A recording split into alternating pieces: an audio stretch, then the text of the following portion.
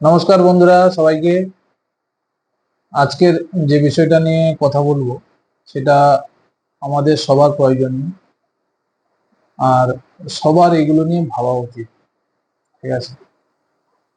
তো যে বিষয়টা হচ্ছে সেটা হচ্ছে, দেখুন, আমরা সাধারণ মানুষ, আমরা গ্রামে বাস করি, শহরে বাস করি, কি যেখানেই বাস করি, আমি যেখান থেকে বিলং করি, আমরা একদম গ্রাম থেকে বিলং করি। ঠিক আছে?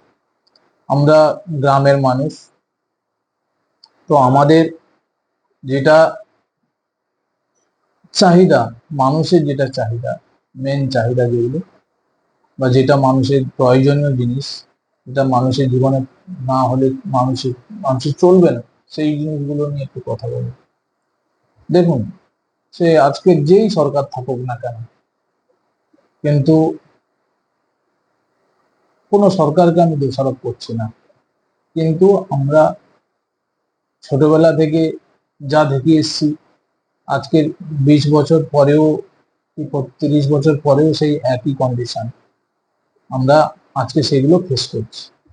যেমন বলছি, দেখুন, মানুষের জীবনে মেন হচ্ছে আপনার শিক্ষা, চিকিৎসা ব্যবস্থা। হ্যাঁ, আর এই শিক্ষা ব্যবস্থা, চিকিৎসা ব্যবস্থা, হ্যাঁ, মানুষের এইগুলো খুব ইম্পর্টেন্ট জিনিস। শিক্ষা ব্যবস্থা, মানুষের চিকিৎসা ব্যবস্থাগুলো যদি মানুষ সঠিকভাবে পায়, তো মানুষ সুস্থভাবে বাঁচতে পারে। সাধারণ মানুষ, যারা গরিব মানুষ, দেখুন, আমি যে যে এলাকা থেকে বিলং করি, পাথর প্রতিমা, আমার গ্রাম মহেন্দ্রনগর। আমাদের ওই এলাকার মানুষের কোনো অসুখ বিসুখ বা কোনো কিছু ভারী ধরনের কোনো অসুখ বিসুখ হলে আমাদেরকে সেই কলকাতাতেই ছুটতে হয়। উম, এখন ডায়মন্ড হারবার করেছে, ডায়মন্ড হারবারেও হয় না, সেই কলকাতাতে যেতে হয়। কিন্তু আমার কথা হচ্ছে, আমরা সেই পাথর প্রতিমা থেকে ডায়মন্ড হারবার আসবো কেন? একটা পেশেন্ট, ধরুন, কেউ একটা হার্ট পেশেন্ট, হঠাৎ করে হার্টের কিছু প্রবলেম হলো বা এমার্জেন্সি কিছু হলো, তাকে নিয়ে সেই কলকাতা ছুটতে হবে কেন? আমার কথা হচ্ছে এটা। বা তাকে সেই ডায়মন্ড আসতে হবে কেন?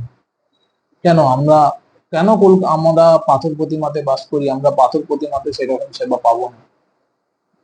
হসপিটালে সেই রকম ব্যবস্থা কি দেওয়া যেতে পারে না?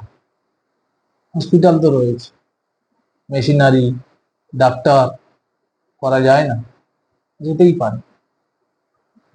তো যদি করা হয়, তাহলে সাধারণ মানুষ, যারা গরিব মানুষ, তারা এই চিকিৎসার জন্য তাদেরকে এই কলকাতায় আসতে হবে না। একটা, মানে সেই সিরিয়াস কন্ডিশনের একটা পেশেন্টকে নিয়ে কলকাতা দৌড়াতে হবে না, সে সেখানেই চিকিৎসাটা পাবে। পাথর প্রতিমা বিরাট একটা বড় জায়গা, বহুত মানুষ বাস করে, কিন্তু সেখানে এই ধরনের চিকিৎসা ব্যবস্থা নেই। কোনো সিরিয়াস কন্ডিশন পেশেন্ট হলে তাকে কলকাতাতে আসতে হয়।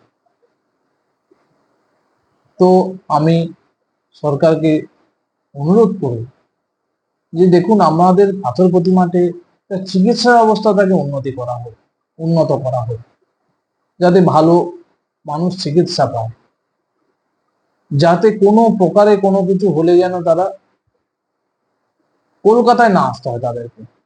তারা কেন সেইখানে চিকিৎসা পাবে না?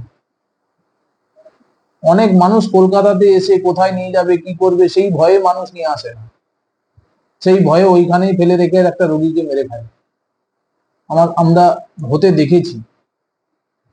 কিন্তু যদি আমার পাথর প্রতিমাতে যদি এরকম হসপিটাল, ভালো হসপিটাল ডেভেলপ করা হয়, তাহলে মানুষ সেখানে যাবে, চিকিৎসা হবে, মানুষ বাঁচতে পারে। এটা গেল একটা চিকিৎসা ব্যবস্থা। দুই, শিক্ষা ব্যবস্থা। আমাদের পাথর প্রতিমা, মানে কি বলবো, মানে পাথর প্রতিমা বা কাকদ্বীপ বা আমার রামগঙ্গা, তারপরে পাথর প্রতিমা পুরো ব্লকটারই কথা বললে আমি বলবো যে কোনো একটা ভালো ইঞ্জিনিয়ারিং কলেজ নেই, ভালো ইঞ্জিনিয়ারিং কলেজ না, কোনো ইঞ্জিনিয়ারিং কলেজই নেই। কেন থাকবে না? আমরা কি কোনো ইঞ্জিনিয়ারিং কলেজ পেতে পারি না? আমার বাড়ির কোনো ছেলে ইঞ্জিনিয়ারিং পড়তে গেলে তাকে কেন কলকাতায় যেতে হবে?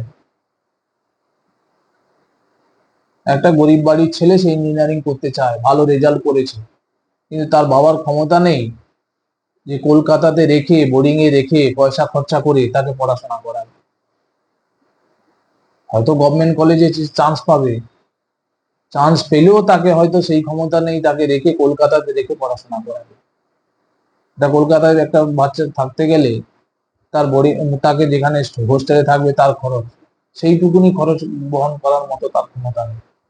তো কলকাতায় যাবে, কোথায় থাকবে, কি করবে, অনেকের মধ্যে সেই বিভ্রান্তি সৃষ্টি হয়।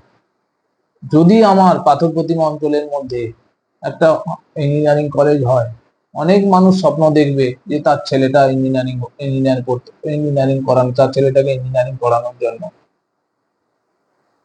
নেই।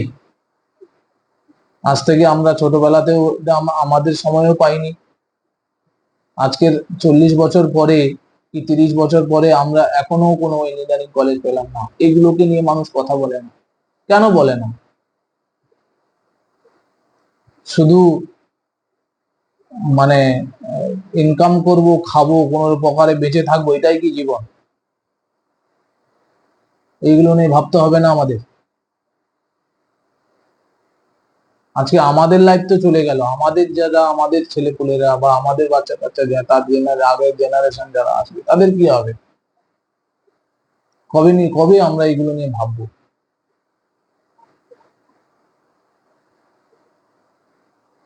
স্কুলের শিক্ষা ব্যবস্থা, কোনো আমাদের সময়ে সব পার্মানেন্ট টিচার ছিল, এখন তো ম্যাক্সিমাম প্যারা টিচার।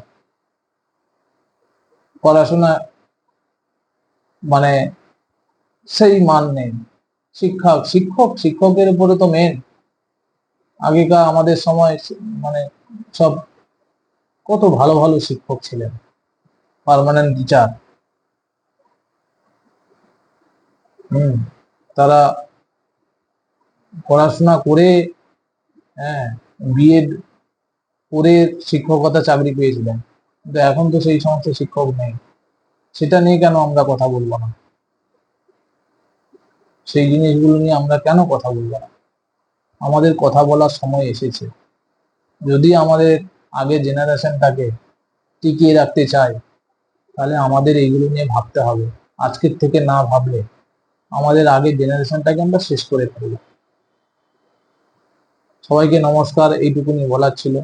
আমার খুব মনে হলো যে এইগুলো নিয়ে একটু কথা বলি। সবাই ভালো থাকবেন, সুস্থ থাকবেন।